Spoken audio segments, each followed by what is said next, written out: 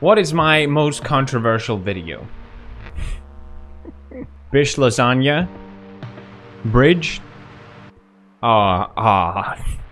Nope. It's why I don't like Marvel movies. Let's look at this video. This is the worst dislike ratio I have on any. Last but not least, in Infinity War, apparently a big deal of the movie is that a lot of superheroes die. I'm not gonna spoil which ones or anything like that, but let's just entertain the idea that, let's say Iron Man dies. Let's say Iron Man dies. Marvel, write that down. Haha, good one, Felix. I like how my main criticism of the Marvel films was that no one actually dies. I was proven wrong. To be honest, I never watched Endgame or any of the last films, and when I flew recently from Japan to UK, my computer was in charge. I had no choice but to watch what was offered, and it was all Avengers, of course, and which is one of the reasons I didn't like Marvel, because it's literally everywhere. Ironically, but I watched it and I actually enjoyed it for the first time. Please don't dislike this video. I love Marvel, okay? This is not the point. And I realized the reason why I liked it so much was because I finally liked one of its heroes, Thanos. That's right, Thanos is epic and also very sexy. I realized that there's already 100 videos at least about the philosophy of Thanos and why was Thanos right? Population.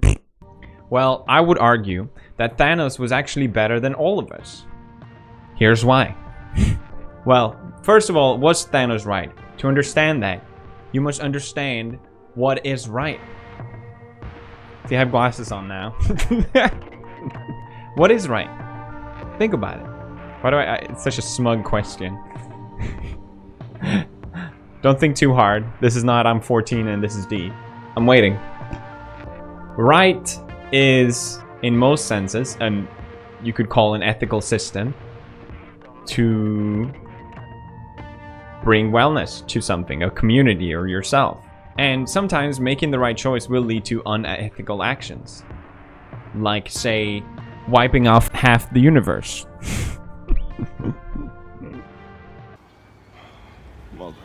The philosopher Søren Kierkegaard, who I've spoken about before on my channel, calls this concept in the book of Fear and Trembling the theological suspension of the ethical. Telos means goal in Greek, and it basically means putting aside what is right or what is technically good to do in hope for something greater.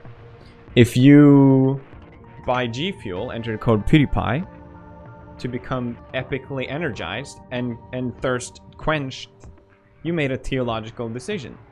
Thanos believed that wiping out half the universe would make it so that life would actually be able to continue and thrive and become better and not just cease to exist. I think that's the consensus. I don't really remember.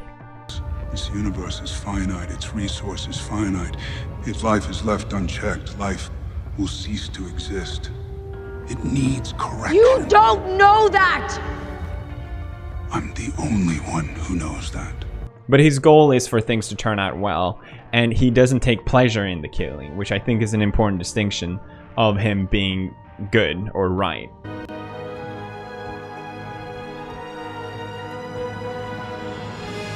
And that's the important distinction of why he's likable. He's a tragic hero. This makes Thanos what Søren Kierkegaard would call a knight of infinite resignation. And so what is that then? Well, Kierkegaard defined life in 3 different stages, and I've spoken about this on my channel before, but the first one where most of us is in the aesthetic. We're sort of trapped here. We're focusing purely on our senses. We try and maximize them as much as possible to feel as good as possible. We don't live for one single thing, but many different things. And I think most people can relate to that. We make these choices based on what will make us happy. So how do you get out of the aesthetic? Well, you move on to the ethical. And to put it very simple, it's basically living for others or another purpose beyond your senses. And it's here where the Knight of Infinite Resignation can exist. Just because it's called a knight doesn't mean it has to be a man, it could be any. But I also believe Kierkegaard calls it a knight to symbolize someone very strong and chivalrous and tough. You would have to be to make these sort of decisions that a Knight of Infinite Resignation has to make.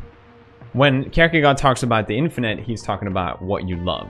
And that is what defines your entire worldview. A quote from the book is, "So for the first thing, the knight will have power to concentrate the whole content of life and the whole significance of reality in one single wish. The Knight of Infinite Resignation resigns just that, everything for this wish." And Thanos did this. He put everything aside to reach this goal, to reach this wish. A hero is typically defined by what they love. What do you love? Have you ever made a decision on something that you sacrifice for the greater good? Maybe you've given up on a dream to pursue happiness for someone else. By understanding what we love, we open up ourselves to become more vulnerable, and this is something that's very hard to do. But a Knight of Infinite Resignation also understands that the world is finite. The world doesn't always fall into the right place. Sometimes you will not always win. There's a limit to each and every one of our capacities, and no matter how hard we try. Let's say you have all these mean superheroes who manages to frickin' turn back time to stop you, Jesus. Time travel! What? I see this as an absolute win. Let's say they didn't snap Thanos back. Sorry, spoilers. Would Thanos given up at this point?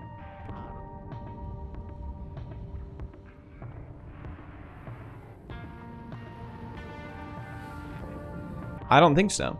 And this is what Kierkegaard calls for when you reach your capacity of your limit. You must then turn inward. And here you can keep your love, he says, as young as the day you had it. And it lives on spiritually infinite. This, of course, would be very painful, but you can reconcile in its spiritually infinite existence. I think it's really interesting with Kierkegaard is that he himself gave up his love of his life, Regina Olsen, to pursue his writing. Another sacrifice. And I think that's probably why he came up with this whole idea. But I think that's what makes him so interesting, because he truly lived his ideas. I criticized Kierkegaard in a previous video because he explained everything previously in this book, either or, with such perfect rationale for hundreds of pages. And when he talks about the aesthetic and when he talks about the ethic. But when he talked about the third stage, the religion, rationale was just completely thrown out the window. And to me, whenever discussing religion, it has always just seemed to me like blind acceptance and blind following, and it seemed like he wanted you to do the same thing. But it's clear that I didn't understand Kierkegaard, because that's not what he wanted at all. If anything, he was strongly against that. He was strongly against blind acceptance. It's part of the reason why he criticized Christianity at the time, because people had just accepted becoming Christians, and it wasn't something that he thought people actually practiced. Even if you're not religious, you still probably blindly accept a lot of ideas. That's not to say that everyone religious blindly accept ideas, but you understand what I mean. We protect ourselves from ideas because some of them would change our worldview if we accepted them. Some ideas will never fully get pondered, and therefore we will never find our infinite. Is it a coincidence that it's called Marvel Infinity War? I don't think so. This whole connection with Marvel is so cringy, but I tricked you into listening philosophy epically. You know, my final message is this, and it's the same as Kierkegaard's. You have to practice your ideas. You can't just buy Ninja's Guide to how to become a pro gamer and then become a pro gamer. You must practice. I'm 14.